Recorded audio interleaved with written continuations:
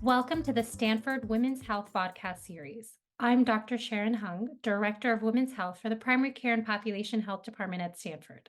From debunking myths to exploring the latest research, we will delve into the world of women's health with leading experts in the field.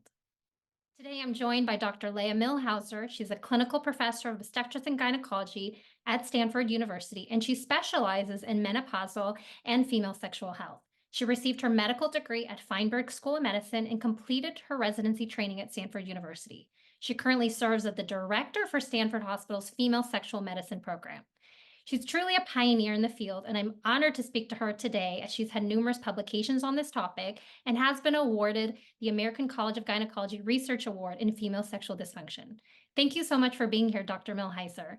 I'd like to just start by asking you, how did you become interested in the field of female sexual medicine and menopausal health? Yeah, that's a great question. So I get this question all the time, and it's a little bit sad, but then it has a really nice ending. So it's sort of like a movie, right? I grew up in the 80s listening to Dr. Ruth Westheimer on the radio, and she really was the OG pioneer in talking publicly about sexual health and about women's sexual health. It was really the impetus for me to go to medical school because I wanted to do what she did. When I got to medical school, I literally had a 2-minute lecture on female sexual dysfunction. And this is in 1998 when Viagra was coming out.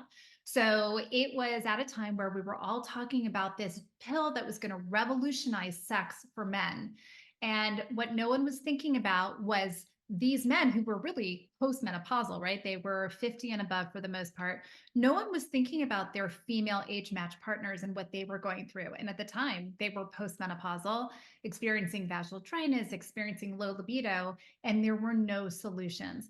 And so when I got to this lecture during my second year at Northwestern, they said for about 58 minutes, oh my God, it's going to, again, revolutionize sex for men and, yada, yada, yada. And this is amazing. And we all, especially the women in the room, we just sat there like, okay, when are we going to get to women?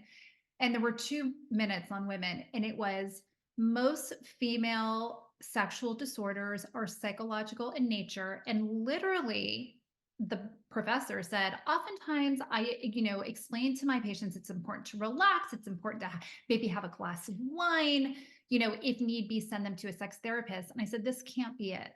And it was at that point that I said, I am going to figure out a way to do this with my career. And that led me down the path of becoming an OBGYN and then having this incredible opportunity at Stanford to get an NIH scholarship. It was called the Women's Reproductive Health Research Scholarship, where I was able to study female sexual dysfunction and do research and publish for 4 years and then build out this program. So it's sort of a long-winded story to how I got to this point. Wow, thank you for sharing that. That's fascinating. And I must say I didn't learn much about female sexual dysfunction either, even in residency. So I've learned a lot just by listening to you over the last year. So let's just jump right in. Can you start by defining for me what is female sexual dysfunction and why is this such an important women's health topic? Yeah, so if you look at the data, actually about 44% of women in the United States from the ages of 18 to 102, that's actually the population they looked at when they did this big population-based study, complain of some sort of sexual concern. So there's a difference between a complaint and an actual disorder. But we shouldn't say, well, just because it's not a disorder or dysfunction, we shouldn't deal with it. 44% of women say they have an issue with sexual desire, sexual pain, arousal, orgasm. About 12% meet true criteria for dysfunction. So that means they've had a complaint that's chronic, so at least 6 months, that is there 75% of the time or more, and it's associated with personal distress. This is something that really bothers them. I can tell you that the majority of my patients who come in to see me are patients who have complaints. This is something that it bothers them. It may not be causing them distress, but they want it to be better. And why do they want it to be better? There's many different reasons. Motivation could be the relationship. So, physical intimacy in the relationship is very important. It makes them feel better about themselves. It's, for many women, sexuality is a sign of their own personal femininity. So many women have different reasons for why they seek out care. In terms of what the different disorders are, or female sexual dysfunctions are, we start with, so just so you know, there's a little bit of, there's people have differing opinions. So if you look at the DSM, so what psychiatrists and psychologists use, they have one set of female sexual disorders. If you look at the International Society of Women's Sexual Health, they have another. Now, it depends on what kind of field of medicine you're in. If you are on the mental health side, you may align more with the DSM disorders. If you're someone like me, you're going to align more with the ISWISH disorders. Now, they're similar, but slightly different, and I'll sort of explain why. So there was a disorder called hypoactive sexual desire disorder, which is chronically low libido in pre and postmenopausal women. When the DSM-5 came out, they basically said, well, how do you distinguish between desire and sexual arousal? Aren't they sort of the same thing? It's the way that you experience sexual desire cognitively, centrally, not peripherally. And so they sort of said, well, let's go ahead and combine hypoactive sexual desire disorder and female sexual arousal disorder, right? Because you can't really distinguish between the two. So in the DSM, they changed it to female sexual interest and arousal disorder. Well, this caused a lot of debate and, a lot of debating back and forth on, is there something that is actually arousal disorder in the genitals versus central arousal disorder? And is that different than desire? At the end of the day, it is different. There are women who can experience arousal and desire. All right, let's start with arousal in the brain, but not really experience genital arousal. So that could be because of a vascular injury or a neurologic injury, okay? Or vice versa. They have plenty of arousal, meaning engorgement, lubrication, tingling, which can eventually lead to orgasm, but not experience anything in the brain, meaning they have difficulty attaining arousal, or they have difficulty maintaining arousal and interest during the act. So we feel very strongly that there needs to be a difference between desire and arousal, because desire is the motivation to be in the act. So for women, as they age, as they're in relationships longer, they may have a lessening in their sexual desire. So when you're young, when you meet someone for the first time, you're thinking about sex all the time. It's sort of like that honeymoon phase, right? You're motivated, you're excited about it, you're fantasizing about it. Over time, and with hormonal changes as we go through menopause, that actually might go away. So that spontaneous desire that you had is now more of a responsive desire, meaning I'm not always in the mood, but when I get into a sexual act with my partner, I develop arousal and desire in the act. So there are two very different, the way we think about it is there is sexual desire disorder, which is still hypoactive sexual desire disorder. There are the arousal disorders, which are female, so sexual arousal disorder that is central, and genital arousal disorder. Then we have orgasm disorder, so female orgasmic disorder, which is difficulty achieving orgasm, not being able to have an orgasm. When you do have an orgasm, it's less intense and pleasurable than it used to be. And you have something called female orgasmic illness, which is experiencing central or peripheral aversive symptoms, like people feel physically sick on the buildup to orgasm or during, interestingly, not affecting the quality of the orgasm. You have something called persistent genital arousal disorder, which is where women constantly have, not constantly, it's intermittent. For some women, it's constant. They feel almost like they're building up to orgasm in the genital region, a tingling, a throbbing, which can become very painful, very intrusive. This is a very challenging disorder to deal with, which has many different causes. It can be due to a vascular cause. It can be due to neurologic cause, so a nerve injury. It can be due to a common benign tumor that may be found in the spine. It can be due to injury. It can be due to anxiety disorder. It can be due to an epileptic foci in the brain. So persistent genital arousal disorder is another form of sexual dysfunction. And then, of course, you have the pain disorders. So you have genitopelvic pain and penetration disorder, which is pain with attempted intercourse, pain with actual intercourse. Vaginismus falls into that category. So I want to simplify that you will see different classifications based on which society you go to, but we tend, in physiologic medicine, we tend to follow the International Society for the Study of Women's Sexual Health classification. I see. So I'm really hearing from you that there can be really a large range of symptoms that women experience under the umbrella of sexual dysfunction. Yeah. And I assume that it's, a lot of these symptoms and conditions are underdiagnosed and undertreated, both because patients and providers might not feel comfortable even bringing it up. What Yeah. as providers would you suggest that we ask our patients to screen for sexual dysfunction? Yeah, that's a great question. And I would say, no fault of their own. I mean, if you said it and I said it, that we are just not educated in medical school and residency for the most part. Unless you have someone like me who's really focused on sexual function, you're probably not going to learn very much about it. And so there's a couple ways that you can do this. What we tell people is there are reasons. I tell patients there are reasons that your doctor may have not brought up sexual function. One, they didn't learn about it.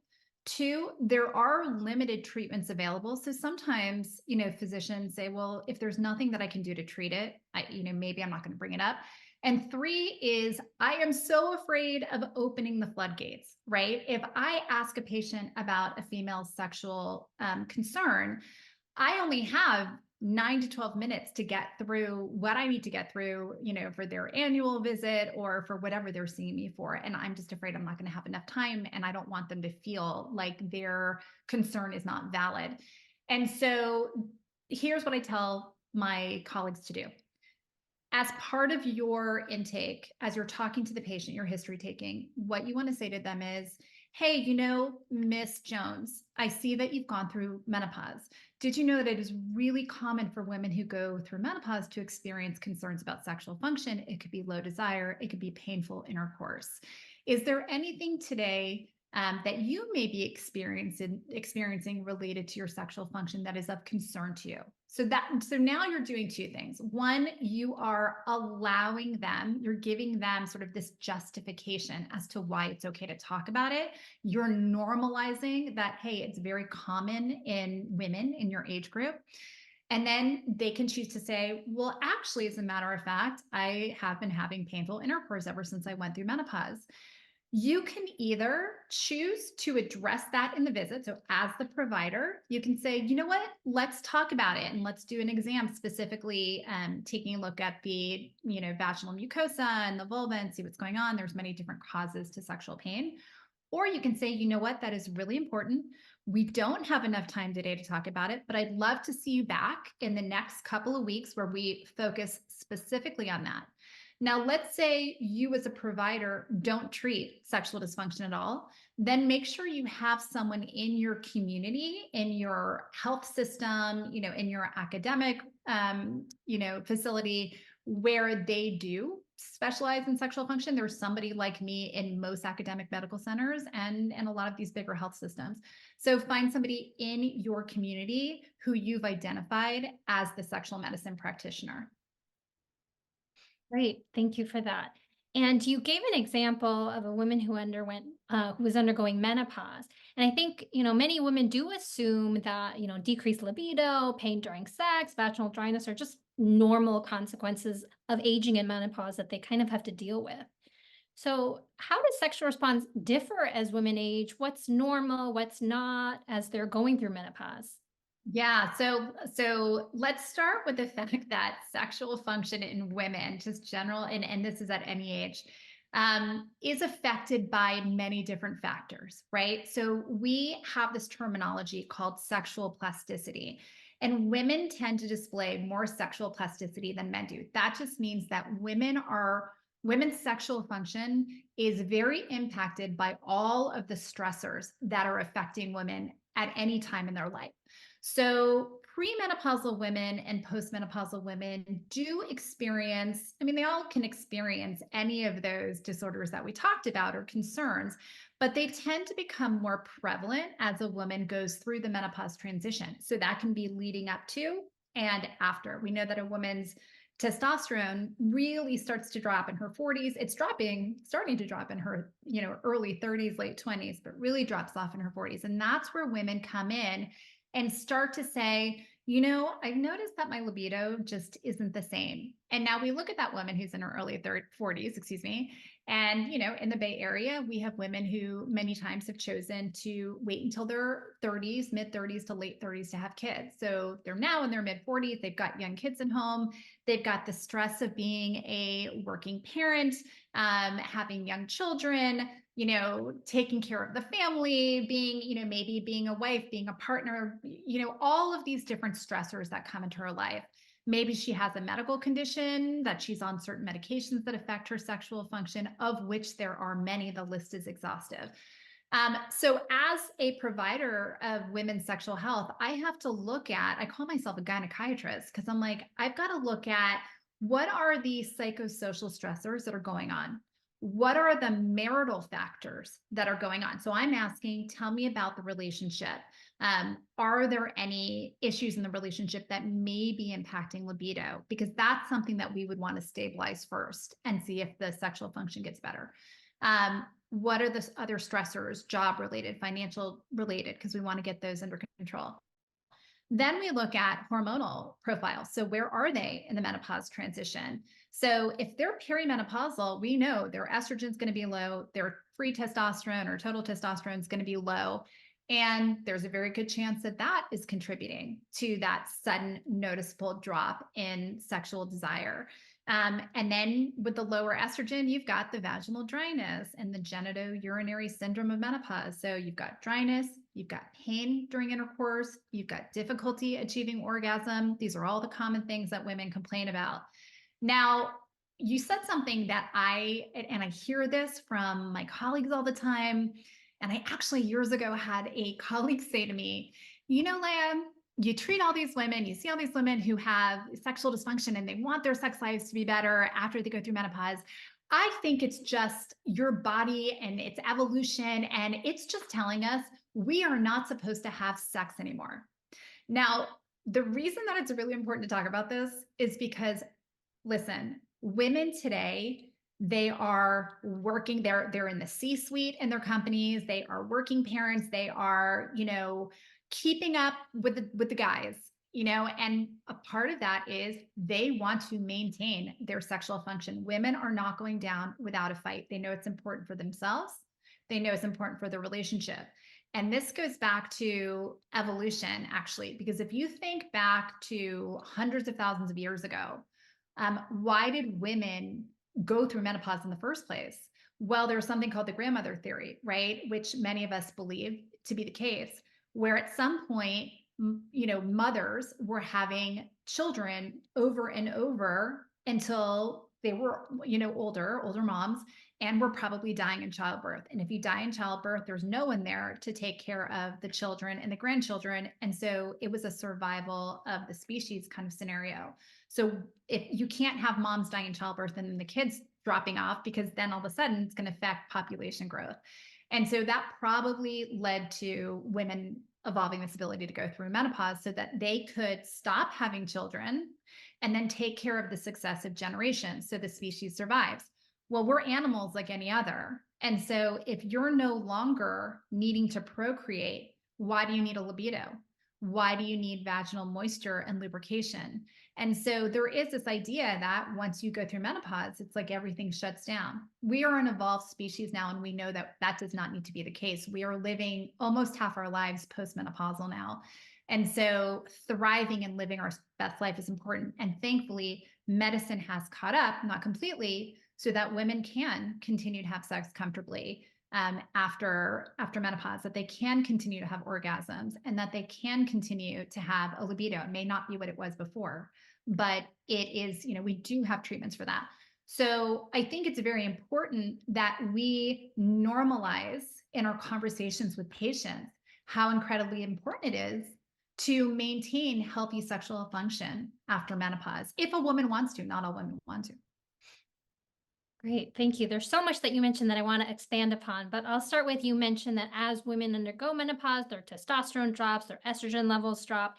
And such a common question that I get from women is, do I need to have my hormones checked? Mhm. So, what laboratory evaluation would you do, if any, when evaluating female sexual dysfunction?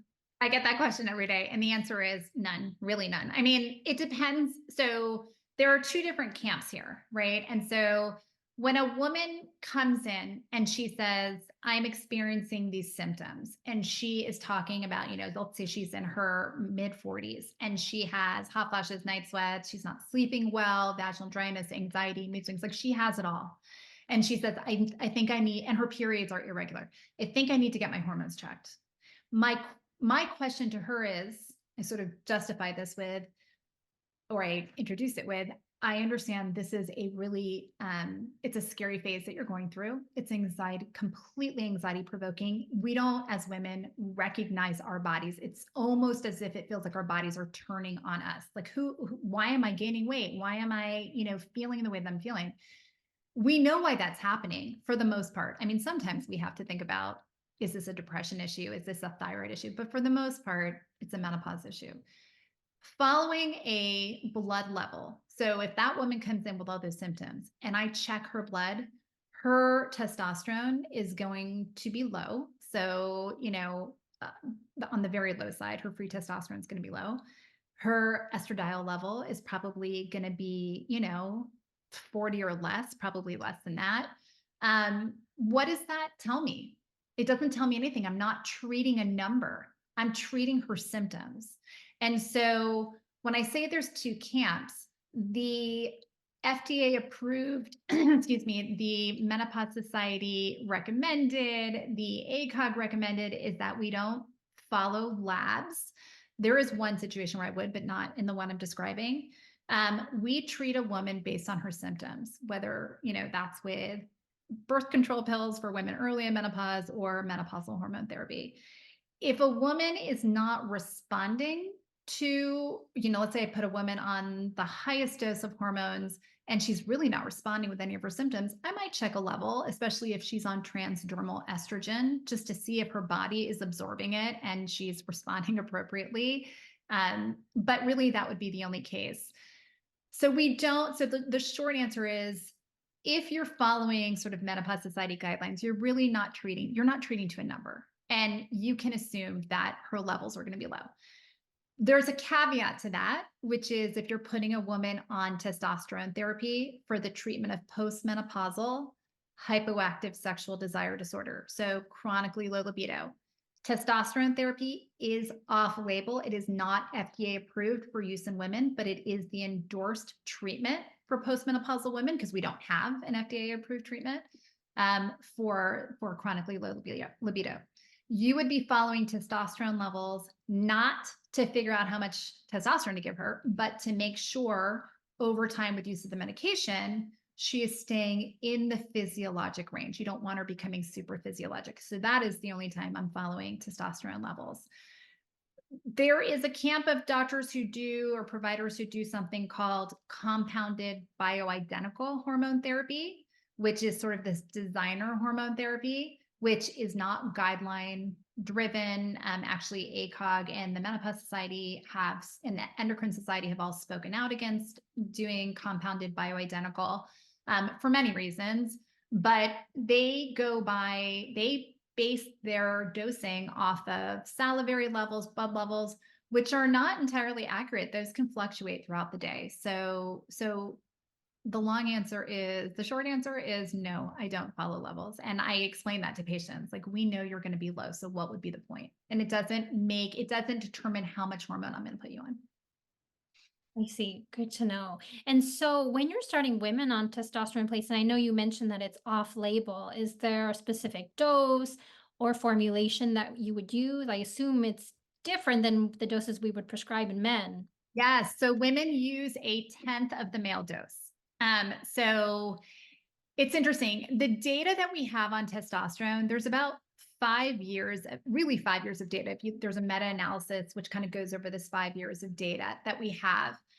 When it comes to looking at cardiovascular health, it really only is 2 years of data, and cancer risk. So what I tell my patients is, listen, we really don't have long-term data on testosterone therapy in women. The data that we have within the short period of time shows that at that 10th of a male dose, this is a relatively benign medication. We don't see elevation in cardiovascular risk like you do in men.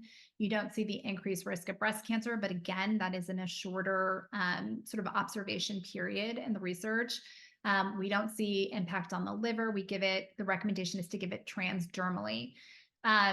Now, with testosterone, I always counsel my patients that the impact will be modest at best. This is not going to take a woman and make her feel like she is, in her early days of her relationship, or she did when she was in her 20s or 30s. She is probably going, if she responds, she is probably going to think about sex a little bit more. She's probably going to be a little more receptive. She may have some enhancement in sexual functioning, especially in the act around genital arousal. But this is not sort of the panacea for all things low libido postmenopausally. You have to think about, again, what are the other factors that are contributing? When a woman goes through menopause, she may be experiencing other health issues. She may be on medications. I want to, bring up the one that's the most common, which is, aromatase inhibitors and tamoxifen in our breast cancer survivors. Huge impact on sexual function, especially the aromatase inhibitors. So the answer is, you've got to set the expectation that this may not be sort of everything that you want it to be, but it could be something. So if you look at the guidelines from, again, International Society of Women's Sexual Health, the Endocrine Society, the North American Menopause Society, which we now call the Menopause Society, the recommendation now is to do the male approved formulations and to try and avoid the compounded formulations if you can. That can be really challenging because if you give the male approved version, so, what is it? Testim, Androgel, all of those ones that are for men, they could be a gel, they could be a foam, they could be, how do you measure a 10th of that dose? So that's the first thing, is the challenge of getting accurate dosing. So you're either overdosing someone or underdosing someone. So I personally that is the only medication that I will compound, which is testosterone therapy. I work, and all compounding pharmacies are different. And I actually have had interesting experiences when I've sent prescriptions to this one pharmacy that I use all the time. You've got to know your pharmacy really well. You've got to know the pharmacist. You have to have a good understanding of their certification process. But I've been very lucky to work with the same compounding pharmacy in the Bay Area for 24 years now. And I follow levels on my patients. So I know they are not, getting too much of the medication. And so it's easy for them when it's compounded, it's easy for them to measure it out. I know they're getting exactly what I have prescribed to them. If you follow guidelines, the way they're written, they recommend that you strongly use the male version, but the male versions can be very expensive and cost prohibitive for patients compared to compounding. So it just depends on where you are. That's sort of what my practice has been over the years, but you can certainly do the male approved versions as well. Just know what the challenges are. I see. Yes, it definitely sounds like a tricky process to get the right dose for women, which is unfortunate that it has to be that tricky. You mentioned that if you were to check levels in many of these women, they're going to have both a low testosterone and a low estrogen. So my understanding is the main indication to prescribe hormone therapy with estrogen is for treatment of hot flashes. Is there ever a use for treating it just for someone who's complaining of things like low libido? Yeah. So why do we give hormone replacement therapy, or now what we call menopausal hormone therapy? It is for the treatment of vasomotor symptoms. So hot flashes, night sweats, and which can then lead to insomnia, right? So people are waking up in the middle of the night and they're having these symptoms. It can also be used for, and is FDA approved for, the prevention of osteoporosis. So if we think about osteoporosis in women, right, that is a much bigger risk to health than menopausal hormone therapy. So there are a constellation of symptoms, over 30 symptoms that women may experience that are related to the menopause transition and being postmenopausal. And I want to just sort of, you know, make this clear that for most women, menopausal symptoms go away. There's about 8% of women who will have lifelong hot flashes and night sweats. But for the majority of women, we know on average, menopausal symptoms last for about 7.5 years. If you are Black or Hispanic, those symptoms can last up to 10 years. There's a lot of really exciting and interesting data coming out on how your race and ethnicity will impact your experience of menopause and what your symptoms are. So when we think about menopausal hormone therapy, yes, it's hot flashes, night sweats, insomnia, and for prevention for osteoporosis. They typically say the osteoporosis one, well, if the patient is having symptoms, like if she's having menopausal symptoms and she's got osteopenia or she's got a strong family history, that's a good candidate to put on menopausal hormone therapy. In the real world, a woman will come in and she'll say, my hair is falling out. I am gaining weight that I cannot lose to save my life. My anxiety and mood is just like totally disrupted. No, I don't sleep either, but I don't necessarily have hot flashes or night sweats. Maybe those are gone now, but I'm still having I'm having vaginal dryness, painful intercourse.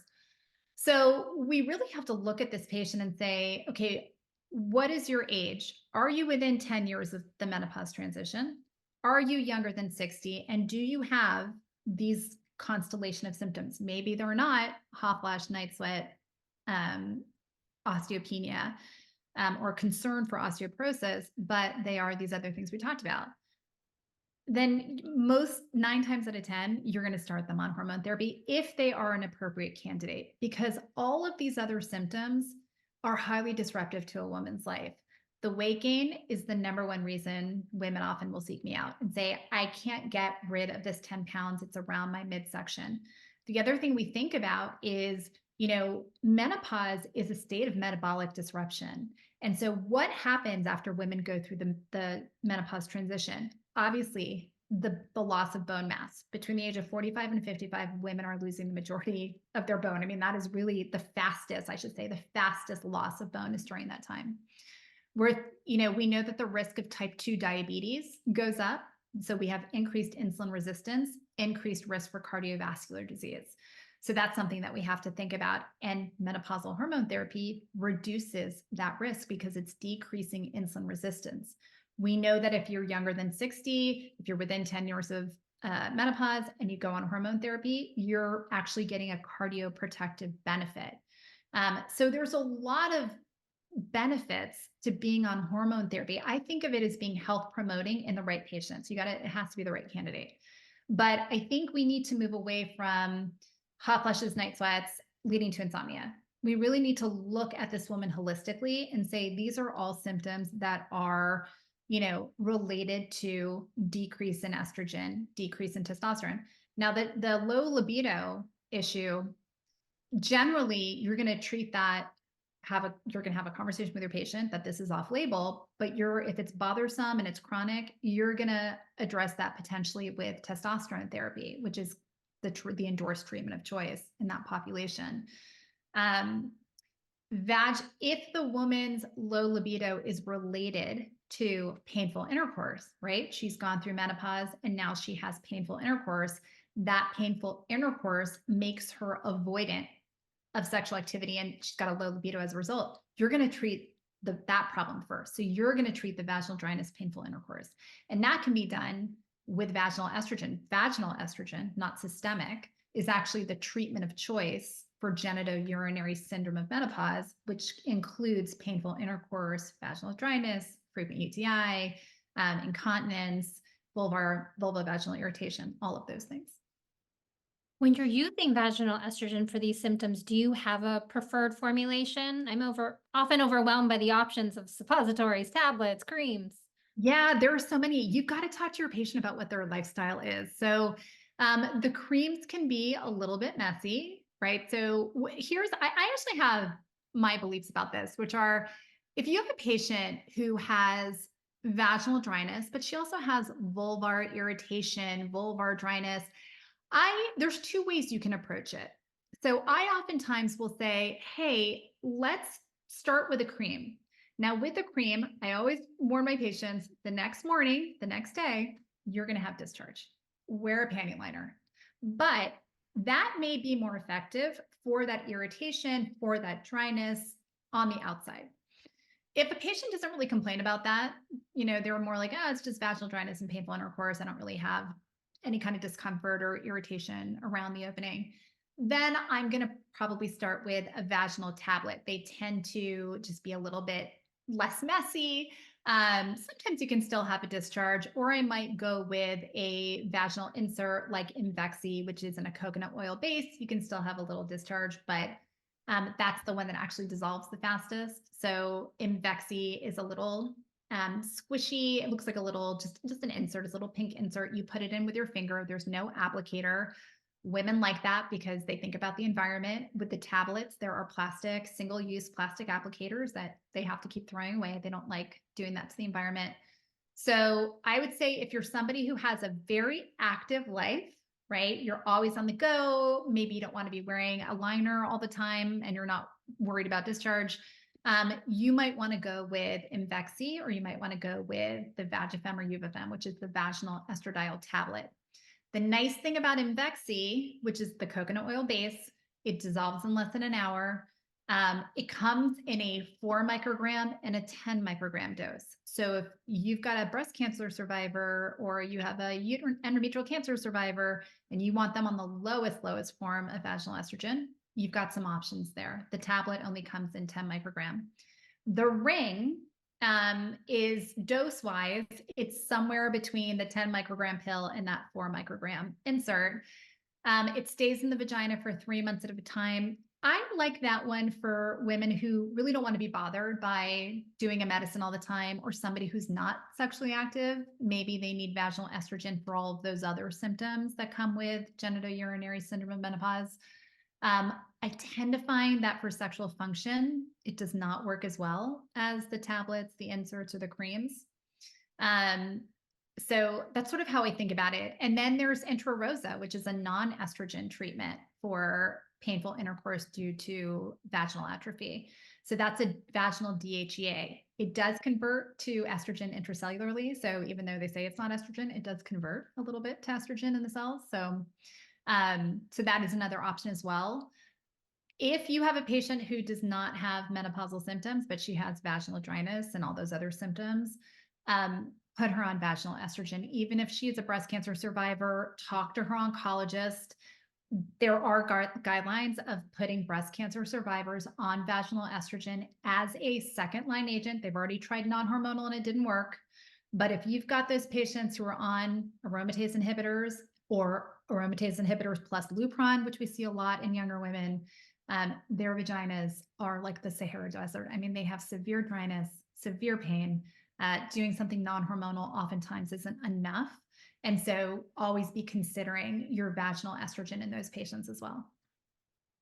Great, good to know. And you mentioned the non-hormonal options, which I assume involve lubricants, moisturizers, etc. Can you give us some suggestions on which ones you generally recommend for patients? Yeah, so non-hormonal vaginal moisturizers are basically, there's different ingredients. The one that I tend to use the most are the hyaluronic acid treatments. So these are over the counter. There's two that I really like. One is called HyaloGYN. Both of these are purchased online. So HyaloGYN comes in either a gel or a suppository. The suppositories tend to be a little less irritating, but all they are hyaluronic acid. The same stuff that we slather our face with, we're going to put it in the vagina. So you've got HyaloGYN, and then you've got one called Reverie, which is made by a company called Bodifide. And these are two wonderful options. We have patients use them 2 times a week, sometimes 3 times a week. Takes about 2 months to see the full benefit. So consistency is key. What that is going to do is it's going to increase moisture content in the vagina. It may not do much for elasticity, which we know is going to be a problem. And we can talk about what we do for that. But it really does help with the moisture and irritation. If that is not enough, like I said, if you have a patient who they've been doing it for 4 months and sex is still really painful, those are the patients that I'm going to consider moving to a vaginal estrogen. And again, if they are a cancer survivor, I'm not doing that without the approval of their oncologist. Now, all of these patients, whether you're a cancer survivor or just a woman who's gone through menopause, the vagina without estrogen, so with very low estrogen in the body, is the mucosa it's going to become thinner. You're going to lose the rugae more, more easily. They're more friable, so it's going to tear more easily. So you can have some bleeding during sex and obviously pain. You're at increased risk for UTI, so UTIs become a problem. Sex, the vagina wants to narrow as well, and sex, as a result of all of those changes, just becomes painful, right? You've got a narrowed vaginal introitus and you now have this very thin lining. So what do you do about that? Well, your best treatment obviously is vaginal estrogen. Sometimes women can have improvement with just systemic estrogen, which is a pill or a patch for your menopausal symptoms. But again, for GSM, the most effective treatment is vaginal. One of the things that I see is that women will be placed on vaginal estrogen. They haven't been sexual in many years because of their symptoms. They want to get back into their sex lives. Then they go to have sex after being on estrogen for maybe 6 months to a year, and the pain is still there. Why is the pain still there? Because the vagina, most of the time, the vaginal opening has narrowed, and that's contributing to the pain.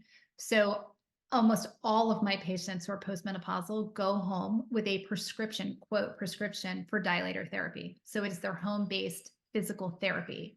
Dilators, you can get them on Amazon. You just type in vaginal dilator and you'll see kits of 5, 6, sometimes 10, depending if they're silicone-based or hard plastic.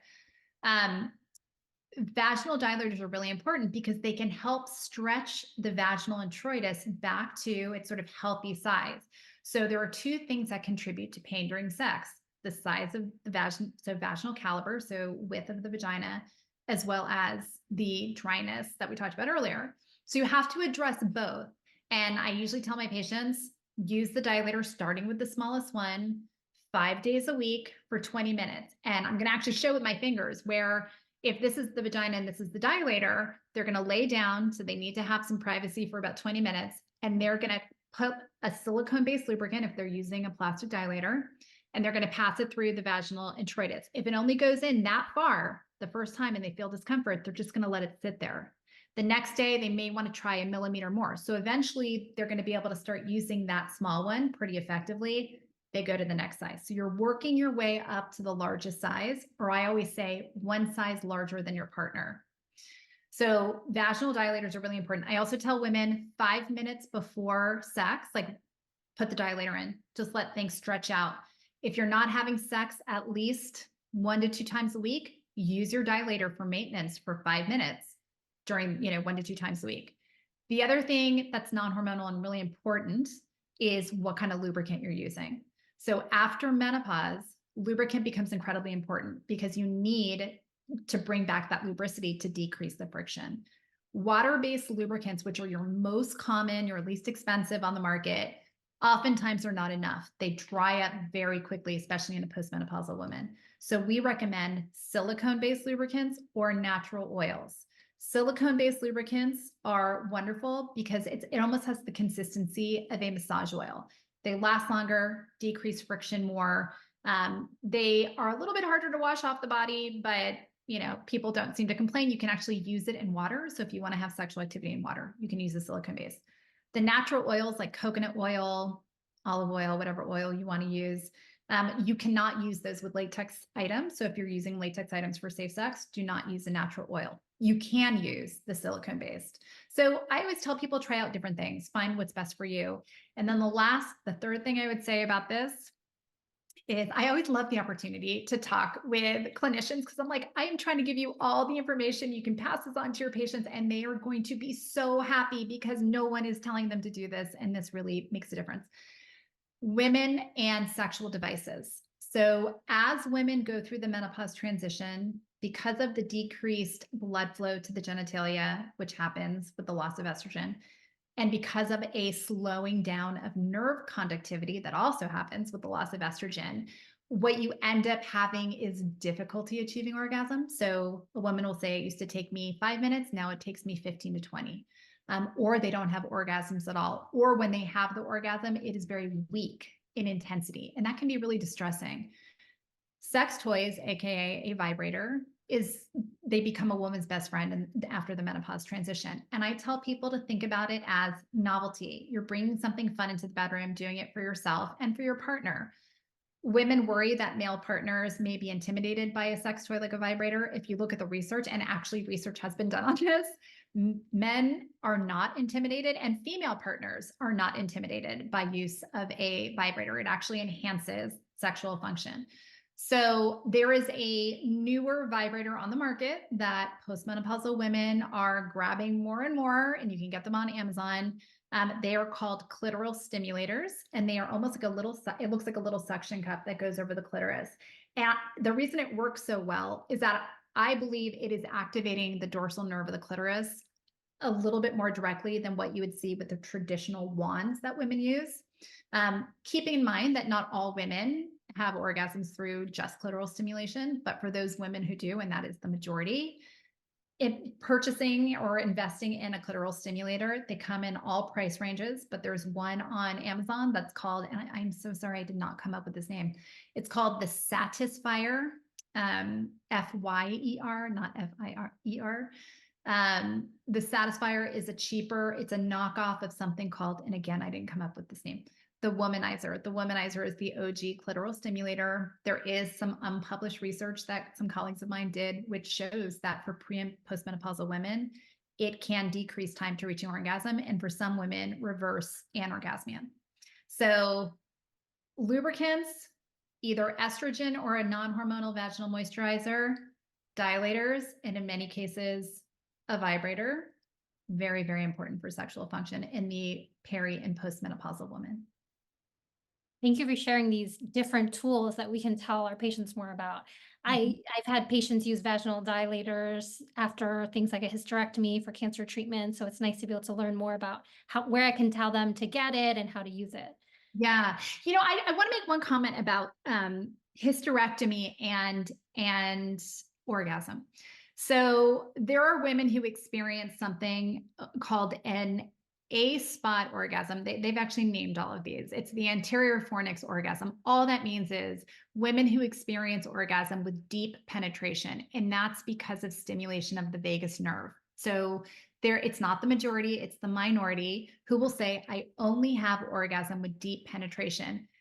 This can be, so think about the woman who goes through a hysterectomy. So they're removing the cervix, and now they don't have that orgasm anymore. And for many of them, that was the only way they've had orgasm. So I've had many patients come to my clinic over the last 20 years saying, I had a hysterectomy and I am absolutely no longer able to have an orgasm and no one told me. So I always counsel these patients, talk to your surgeon about how you experience orgasm, and that may change the way they do your hysterectomy. Traditionally, we want to remove the cervix.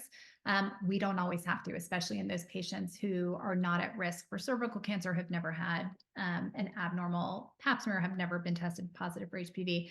I think we have to, kind of rethink the way we're doing our surgical procedures. Same thing with having your ovaries removed. Having your ovaries removed, risk reducing or not, if you're premenopausal, it is going to affect your sexual function. So we always want to have that conversation about, what do I do after when these issues start popping up? So another thing to keep in mind that doesn't get talked about very often. Yeah, those are very interesting things to think about. I guess on that note, is there anything else that we should be mindful of in our evaluation of either our patients who are going to be undergoing gynecologic treatment of cancers or our breast or uterine cancer survivors? Yeah. So very important. I mean, we now are comfortable placing many of our endometrial cancer survivors on vaginal estrogen, and our breast cancer survivors. And so I think there is a fear. I do a lot of counseling with patients, especially young women, preoperatively, to talk about, what's going to happen to my sexual function and what can I do about it. And so I think the most important thing you can say to your patient is going through this experience does not mean the end to your sex life. And in fact, is it going to be a little bit harder? Is there going to be a little more planning? Are there going to be some more products being used? Yes. Like we have to normalize that it's not going to be like when we are very young and healthy. No, and it doesn't matter if you're a cancer survivor or just a woman who went through menopause, it's the same symptoms. Sex after menopause, sex after breast cancer, or any kind of cancer where it puts you into a menopausal state can be amazing and wonderful and can be an incredible focus on intimacy, emotional, physical intimacy with your partner. It can be fun because you're introducing more novelty. Again, thinking about the sex toys. Spontaneity is something that we lose a little bit of, and that's everybody once we go through this phase in life. But it can be fun because you're planning, right? So I always talk about the behavioral interventions when it comes to your sexual function after menopause. So be thinking about, again, novelty. So if you're empty nesters, you do not need to have sex in the bed all the time. You can have sex in the kitchen. You can have sex in the bathroom. You can have sex wherever you want, right? As long as you have privacy. Have sex at a time when you're both not exhausted. Try to align your schedules. In the Bay Area, we're all working crazy hours. We're up late at night on our computers. Plan to have a stopping time with your partner and try to go to bed with your partner at the same time. Make sure you're going on dates. We forget to do that. Like, when was the last time people went on a date night with their partner who they've been with for God knows how many years? We just stopped doing it after a while. If you do go out on a date night, don't talk about your kids if you have them. Don't talk about your pets. Don't let your pets sleep in the bed. Certainly don't let your kids sleep in the bed. Those sorts, and I always tell people, get the TVs out of the bedroom, because TVs are a distraction. People will watch TV until they fall asleep and then sex isn't happening. So I actually had a patient recently who said she and her partner set the alarm for 2 a.m. because they have young kids at home and that's the only time they can find. And she goes, it's great. That's what works for us. So it's all about finding what works for you. Don't forget about something called before play. And that takes us back to this idea that women after menopause do not always have spontaneous sexual desire. Usually they don't. Before play is the idea that a woman is going to get herself in the mood before her partner even comes in the bedroom, so that she is as ready and excited as they are. So this tends to be very common, where a woman will say, yes, we have sex, especially if it's with a male partner. Yes, we have sex and he's done very quickly and I'm not, because it takes me so much longer. Take it into your own hands. Read something that turns you on, watch something that turns you on, maybe self-stimulate. All of those things can help build up that responsive desire where you didn't start out in the mood, but now you are. And now you're super excited to be with your partner. And now you're both on the same page. So we just have to think about sex a little bit differently. And then the last thing I would say is mindfulness. Be mindful. Don't think about, if you're with your partner, focus on the act. Don't think about work. Don't think about the kids. Don't think about what you're going to make for dinner tomorrow. Don't think about shopping. You want to be focused on your partner. That doesn't happen overnight. There's a great book called Better Sex Through Mindfulness that can help women who tend to be more distracted during sex, because distraction is going to kill your sexual function. Great. These are all things that seem simple, but really are great tips that we should all be keeping in mind. You mentioned a lot about marital relationship and distress playing an impact in sexual function. And I'm wondering, what would be the role of perhaps recommending to a patient either couples counseling or a sex therapist? What is the difference? Yeah. So first and foremost, sex therapists are therapists who they may be different than a psychologist or a psychiatrist or a licensed social worker. They're people who have gone through training for specifically sex therapy.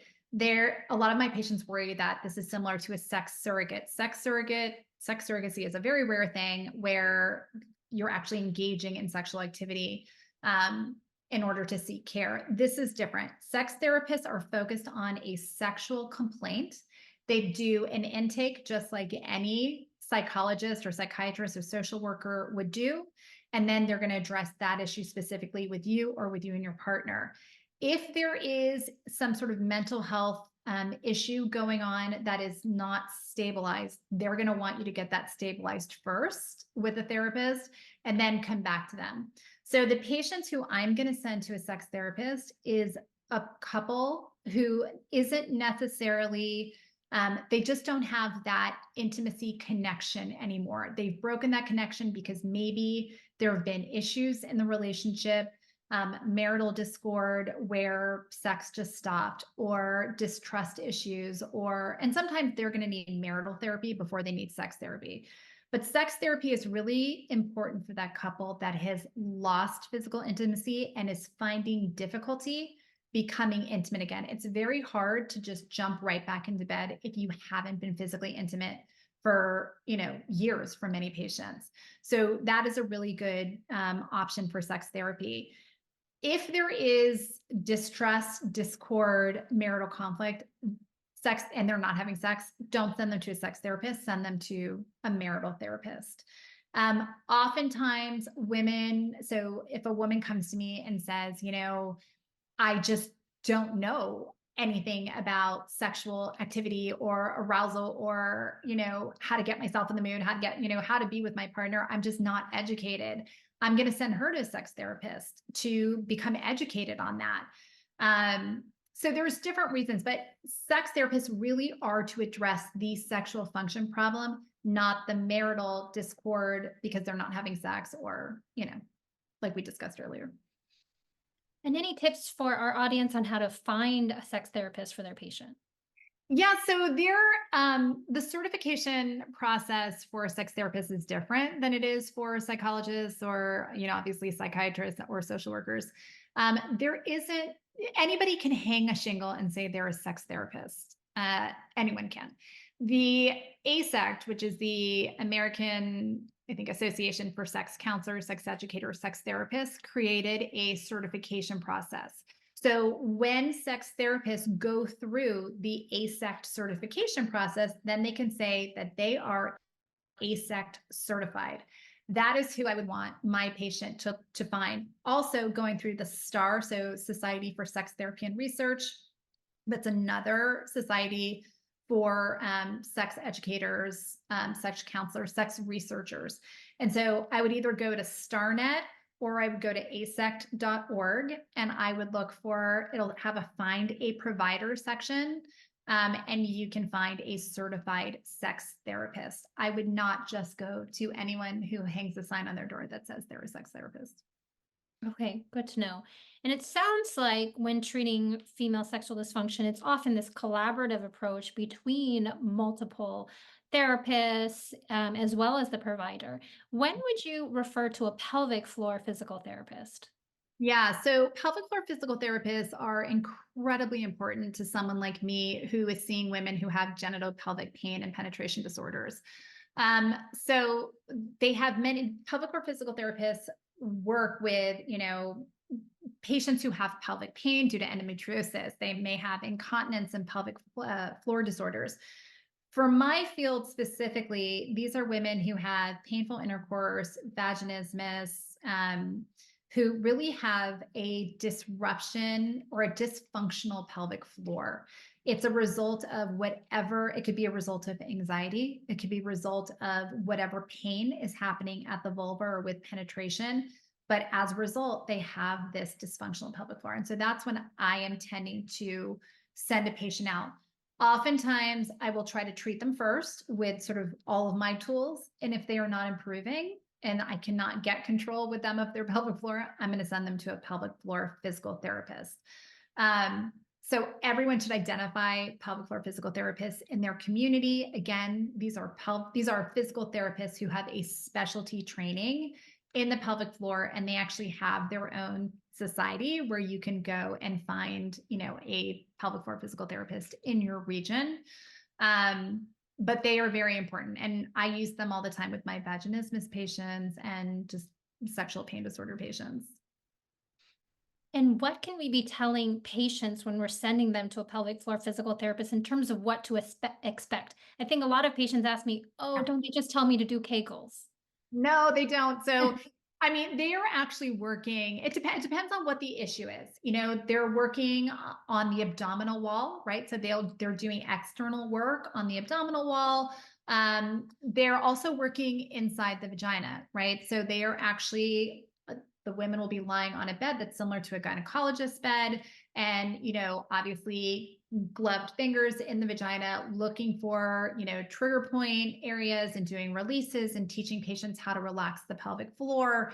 So there's a lot of different things they do externally and internally. I think it's extremely important. The same way I'm going to tell a patient what a sex therapist does is to tell a patient what a physical pelvic floor physical therapist does, because for many of these women, especially in my area of female sexual dysfunction, they have vaginismus, which is an involuntary contraction of the pelvic floor, which may be due to a traumatic experience. And so to then go to or maybe they have very high anxiety, to then go to a provider who's now going to say, okay, we're going to do work inside of the vagina, can be very distressing. So I think it's very important to sort of set the scenario and expectation of what it's going to be like.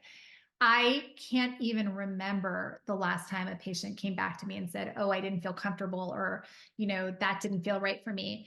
Patients are so grateful to their pelvic floor physical therapist for many reasons. One, it's someone who they're seeing on a mostly regular basis. So it really becomes not only their PT who's treating them, but also somebody who they can kind of confide in, and it becomes, they become very emotionally connected to their physical therapist. And so that also is really important in their treatment course. So we are so lucky in the Bay Area. Stanford has incredible pelvic floor physical therapists, and we've got private pelvic floor physical therapists in the community who are just amazing and have been here for 20 plus years doing the work that they do. And I couldn't do what I do without having a pelvic floor physical therapist. Great. I'm glad that we have that resource here. And there's so much more that I want to delve in with you. We've barely kind of brushed the surface of this topic that really isn't talked about enough. But wrapping up, looking forward, are there any recent advancements or research in the field of female sexual medicine that you're excited about or you think is going to be promising? Yeah. So here's what I would like to see. And I know people always ask me, why don't we see more medication available? I always put it into like, hey, we've got to look at it like this.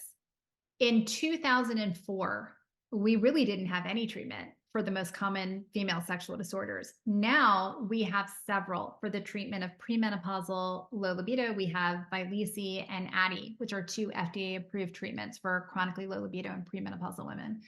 Obviously we have the vaginal treatments that have expanded over time with intravaginal DHEA. We have more options for vaginal estrogen. What we really haven't seen are the treatments for more of the central arousal disorder coming out yet. We haven't seen a lot of the genital arousal treatments, specifically around orgasm, that are in development. There are medications that are in development, and we're hoping and praying that they come out soon. So a lot of what we have to do is off label. So I think one is for people to know that we do have more medications that are they're in the pipeline and they are coming out. One area that I'm super excited about, and it's that we have an incredible collaboration with the psychiatry department at Stanford, is the expansion in the pelvic pain disorders when it comes to sex, specifically vaginismus. So vaginismus is the most common sexual pain disorder that I see. I see at least 2 to 3 vaginismus patients in a week, if not more. It is the majority of the sexual pain disorders that I see. And I would say that treatment has really improved. We used to say to these patients, go home and do dilators, maybe do physical therapy. And oftentimes you wouldn't see these patients back because they just gave up. They weren't improving on their own, or it would take them years to improve. There is an urgency. Many women who have unconsummated marriages because of vaginismus, and that's very distressing to their relationship and to their ability to become mothers. There's new therapies that we're seeing where this is more in the psychiatry world, which is doing exposure therapy with these patients. which can actually quickly get them to becoming sexually functional. So we're seeing more work and research in that area, and that's what I am really excited about. I feel like what I'm thrilled about is the field of menopause is finally getting its moment in the sun. You see menopause everywhere. Finally, we have celebrities who are coming out and saying, "Hey, I'm in menopause and I'm starting a company because there were no, resources for me and there were no treatments for me." Or you have women who want to join companies who are working in the menopause space. So we really are seeing a revolution where women are saying, "Listen, I know that hormones can be safe for me, so stop saying that they're not," which unfortunately, a lot of talk track is that. Hormones aren't safe, don't even think about them. That's not true. And women feel that they can comfortably and openly talk about menopause. It is not a, taboo topic anymore. There are cruise ships that you can go on where it's like menopause week. So I would say that's what I'm most excited about, is this revolution for women. It's not, for the last 20 years, sex has been all about men and their PD5 inhibitors. And now it's about women being able to say, nope, it's just as important for me as it is for them. And it's great. I couldn't be more happy with where this field is going. Great. That's so great to hear that there's things to look forward to in the space of menopausal health and female sexual health. Yeah. So I just like to thank you again, Dr. Millheiser, for your time today and for sharing your insights. This has been such a useful overview on how we can evaluate and manage our patients who have female sexual dysfunction.